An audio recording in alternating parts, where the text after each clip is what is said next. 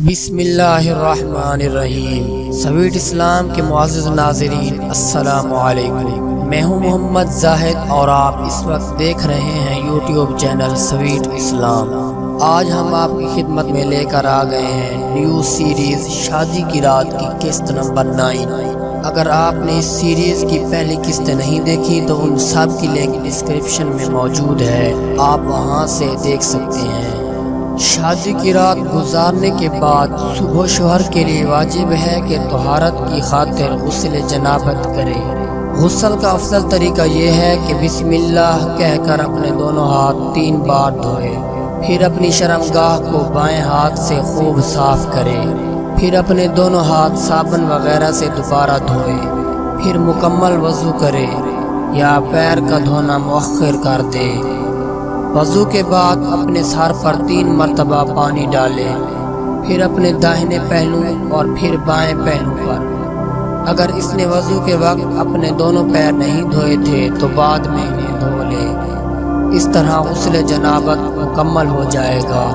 صبح نہا دھو کر صاف ستھرے کپڑے پہن کر خوشبو وغیرہ استعمال کر کے اپنے رشتہ داروں، عزیزوں اور گھر آئے ہوئے مہمانوں سے ملاقات کرے، ان سے سلام کرے، ان کو دعا دے اور وہ بھی اسے دعا دے۔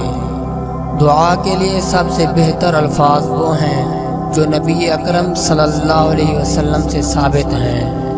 آپ صلی اللہ علیہ وسلم دولہے کو دعا دیتے ہوئے کہتے تھے، بارک اللہ لک و بارک اللہ علیک وجمع بینکما فی خیر، کہ اللہ تعالیٰ تیرے لیے برکت عطا کرے، تجھ پر برکت نازل فرمائے اور خیر و بھلائی میں تم دونوں کو متحد رکھے۔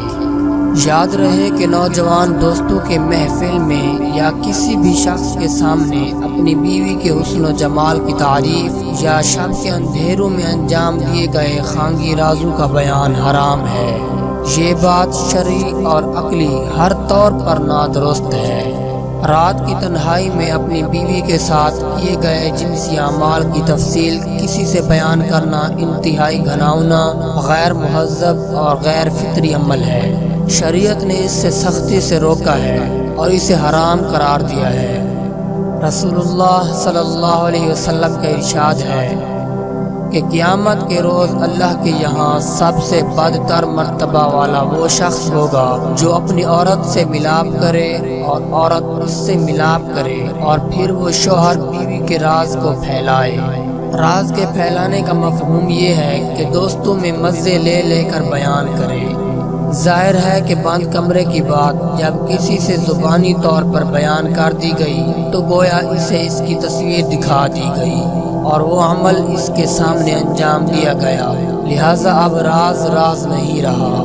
اسی لیے حدیث پاک میں جنسی راز بیان کرنے والے کی مثال یہ دی گئی ہے کہ جیسے ایک شیطان اور شیطانہ سب کے سامنے مغل گیر ہو کر جنسی عمل انجام دیں اور لوگ انہیں دیکھ رہے ہوں۔ بعض احمق اپنی بیوی کا حسن و جمال بڑھا چڑھا کر اپنے دوستوں سے بیان کرتے ہیں، جس سے دیکھنے اور ملنے کی خواہش دلوں میں انگڑائیاں لیتی ہے اور کبھی آگے چل کر بہت ہی دردناک واقعات رونما ہوتے ہیں۔ بعض لوگ اپنے دوستوں سے اپنی بیوی کا تعارف کرواتے ہیں اور اس سے ملواتے ہیں، یہ اور بھی زیادہ بھیانک اور سنگین عمل ہے۔ دعا ہے کہ اللہ تبارک و تعالی ہمیں اس گھناؤنے کام سے بچنے کی توفیق عطا فرمائے۔ آج کی اس ویڈیو میں اتنا ہی کافی ہے، ملتے ہیں اس سیریز کی نیکسٹ ویڈیو میں، تب تک کے لیے اللہ حافظ۔